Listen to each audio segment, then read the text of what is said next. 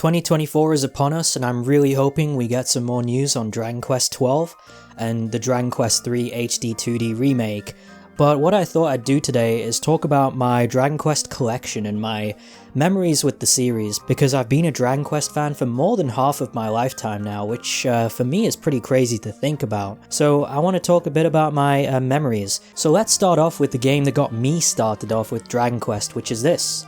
Dragon Quest IX, Sentinels of the Starry Skies. I wanted to see if it was plural or not.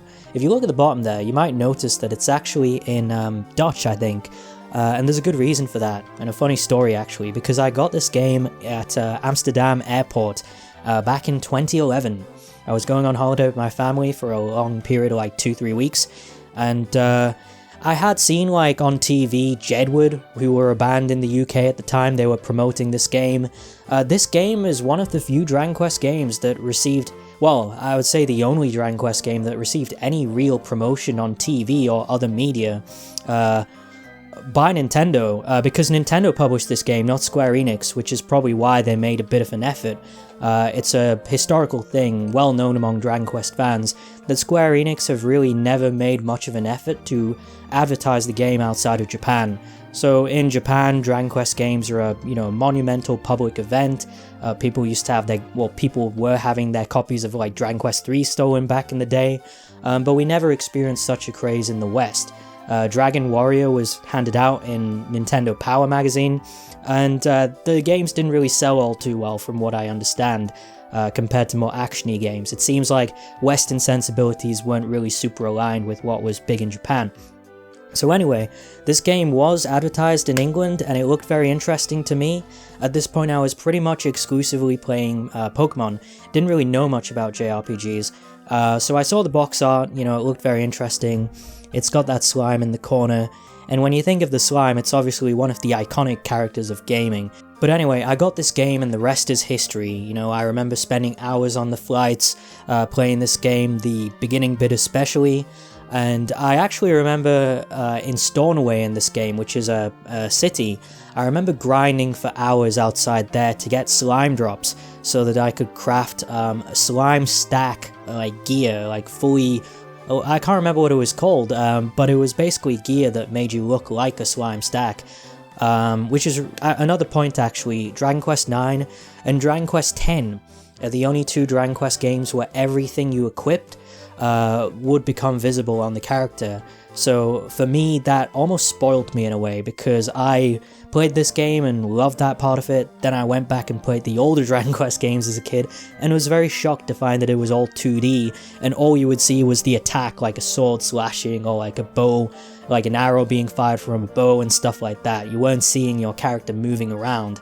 So I noticed immediately with Dragon Quest that the battle mechanics were much more advanced, much more in-depth than something like Pokemon, and it had these weird things called jobs, like classes. You could change the class of your character. When I first played, I didn't know that, so I actually got my minstrel main character to level 99, which is very funny looking back in hindsight, because that's really not the intended way to play the game, I feel. Once I got back home, I started playing the game at school as well. We used to bring in our DSs because we pleaded with the teachers to give us like a lunchtime gaming club. So about 3 or 4 of my other friends, they also had Dragon Quest IX and DSs, and what we would do is kind of play our own version of hide and seek. We would impose some rules so it wasn't completely impossible. So we would zoom to different towns and cities, and then because you could obviously play in one world with other people, we would get one person to be the seeker, and we would hide in different cities, and then we'd run around and try not to get caught. So I know it sounds like quite a gargantuan task for the seeker, but it actually wasn't, and we had endless hours of fun playing this way. And because I was too young to know about class changing, I remember using my level 99 minstrel to help my friend try and beat Corvus, the final boss of the game, and even then it was kind of a struggle. It's really funny looking back because at the time we thought he was incredibly difficult, but having replayed Dragon Quest IX again, recently, just last year actually, I found Corvus very easy, and certainly he's nowhere near the final boss of the game. Dragon Quest IX is a game that has near 1,000 hours of gameplay. You can really milk it dry, you know? And while Pokemon did evoke a sense of adventure in me while I was playing it as a kid, Dragon Quest IX was the first video game I experienced, and I'll stress that, an experience, where I felt more than just, fun. I felt, tragedy, a lot of the stories were bittersweet or quite dark, despite the cutesy Akira Toriyama art style, the aesthetic. Underneath that cutesy art style was a very tragic and bittersweet game at times. And in fact, that final boss I mentioned previously, Corvus, even his tale is quite, tragic. And I'd probably say that Dragon Quest IX was the game that made me realize how deep game stories can go, and it was probably the first time that I started looking at games as something other than just escapism. And this is kind of ironic in a way because Dragon Quest IX is, widely agreed, and certainly I'm also of this opinion. It has the least kind of character development or characterization of characters, in the game, because you play as a blank slate of a character, a very highly customizable canvas, like a blank canvas, this Celestian, like an angel. He's a completely silent protagonist. You only really have one companion throughout the game who's a fairy who serves as almost the Siri to your battle records menu.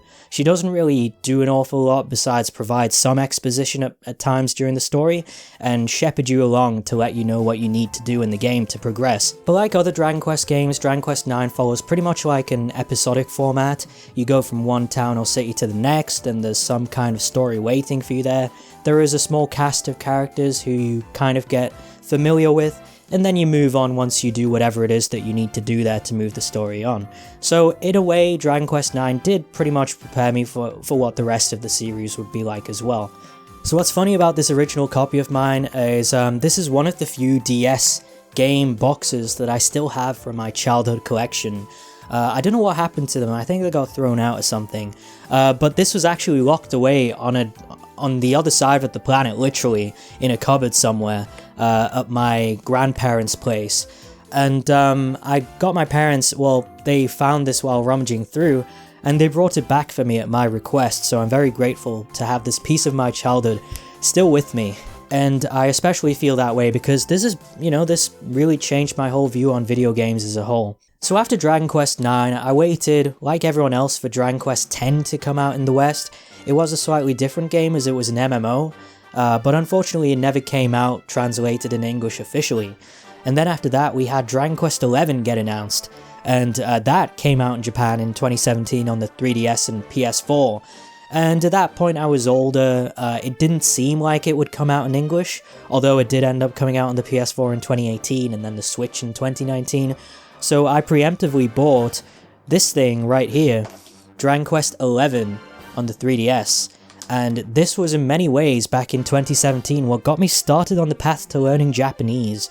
Initially I started learning hiragana and katakana and vocab and stuff like that so I could progress through this game in some way.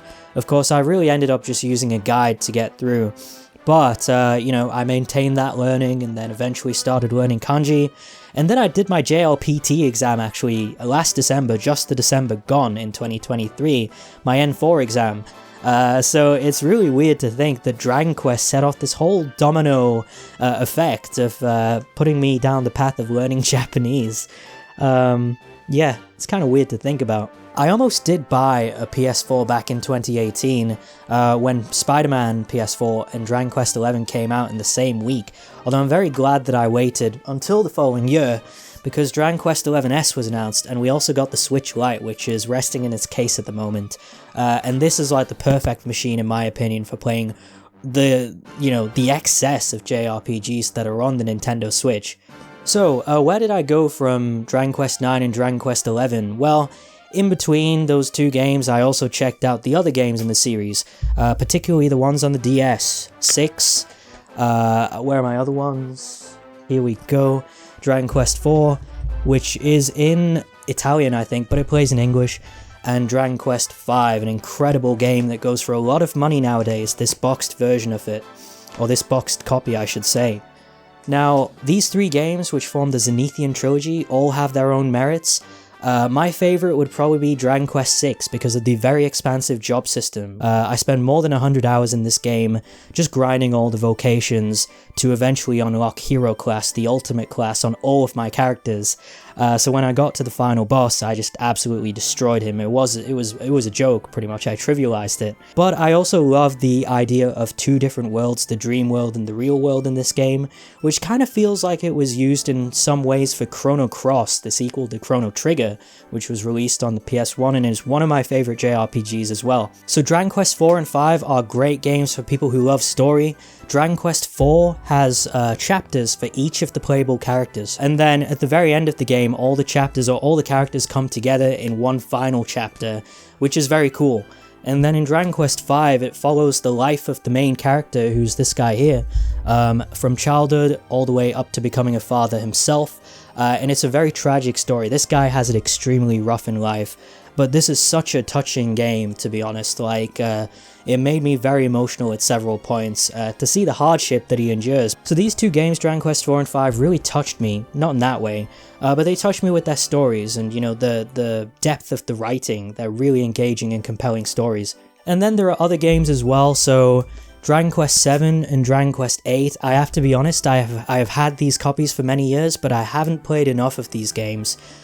And I also have Dragon Quest X, Dragon Quest X, very interesting, the story behind getting this one. I bought this in Akihabara in Japan, so it still has like this sticker on the back from the shop with a bit of Japanese written there. There, it's got the kanji for like Naka Chu, and it's also got Furui or Go, Chugo or something maybe that says, I don't know.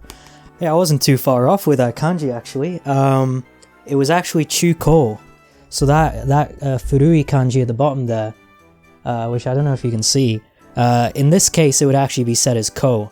But yeah, I wasn't too far off. I'm pretty happy with that, you know? The fruits of my labor, almost. But inside here, I have a receipt for a place called Luida's Bar, which is a Dragon Quest themed bar in Ikebukuro, I believe. And the Luida's Bar was not in Ikebukuro, it was in Roppongi, which I got mixed up, so my bad. Which is a place that I visited when I went to Japan, and it was very cool. It had Erdrick's sword and the Zenithian sword and like a metal slime, like metal slimes, a king slime, all of these things scattered around, and it was just a very cool place to visit because it played Dragon Quest music in the background as well. And there are other games, you know, Dragon Quest has had a plethora of spin-offs like Dragon Quest Builders. This is the PS Vita version, which is also kind of rare now, I believe. But this is like the main game I played on my PS Vita pretty much. And Dragon Quest Monsters Joker, they recently just released a new Dragon Quest Monsters game, The Dark Prince, which has Saro. I never knew how to pronounce his name, but the guy from Dragon Quest 4 basically. And this, I would say, of all the Dragon Quest games that I've played and completed, Dragon Quest 11 is just, it's a masterpiece, you know. This is top 5 RPGs on the Switch, I would say, just for how expansive the story is, how well everything is written, you know, the graphics, the mechanics. It kind of takes the alchemy thing from Dragon Quest 9 and turns it into crafting. So it's not as kind of expansive as the alchemy in Dragon Quest 9, but it still allows for people to sink time into something that's quite similar to that and very fun. But yeah, this is just a lot of people didn't like the music because a lot of it is reused from previous games. Unfortunately, you know, Koichi Sugiyama, rest in peace, who is unfortunately not with us, he was pretty old by the time this game was made, so I don't imagine he would have been able to do too much, but he did contribute a lot of great new tracks to this game, and I personally really liked the music, MIDI or not, right? Also, yeah, actually, this English version did get orchestral soundtrack as well, alongside the MIDI music. It was only the 3DS version that I played that didn't have any orchestral music, although to be fair, DS game versus Switch game, this is more, you know, the Switch is more capable of handling stuff like that, I suppose. But yeah, I love all the characters in Dragon Quest XI, I love the story. Man, I struggle to think of anything I actively dislike about the game, you know? And then finally what I'll show is Dragon Quest 1, 2, and 3 on the Switch as well. These aren't the best versions to play these games, to be honest. I've barely touched on these original games in this video, so they form the Erdrick trilogy, which revolves around Erdrick and his lineage. And, you know, these are where it all began. They are story-driven, you know, but not as much as the Zenithian trilogy. And Dragon Quest III is what introduced proper parties to Dragon Quest, because Dragon Quest II had 2 other royal people following you around, but not proper parties, like Dragon Quest III would have, with being able to customize what jobs or vocations they had as well. And then Dragon Quest, the original, had no party, so you were just a lone warrior wandering around, a descendant of Erdrick. And what's really interesting to see, actually, I can't really show it very well with these box arts, so I'll show it on screen, but the art style actually changes over the years. So you can see when Akira Toriyama was working on the original Dragon Ball anime and manga, and then when he gets into Dragon Ball Z, you can see that art style reflected in 4, 5, and 6, and then you kind of just see it evolve onwards as well. So now I know it's not Toriyama doing the artwork, it's his studio, I believe. He employs people to paint and do art in his style, you know, like his students. But that's something that as an artist I really love seeing, how the art style has evolved in parallel with his art style in other media that he's had a hand in, you know? So yeah, this was a long-winded, yet another ramble from me about games that I enjoy. I love the Dragon Quest series, and I'd love to do a video about Dragon Quest 12 or the 3 remake whenever they come out. But yeah, let me know about some of your memories of the Dragon Quest series, what your favourite game is, any fond memories you have of, you know, how you first got into it. I'd love to hear that stuff. So yeah, thank you for watching yet again.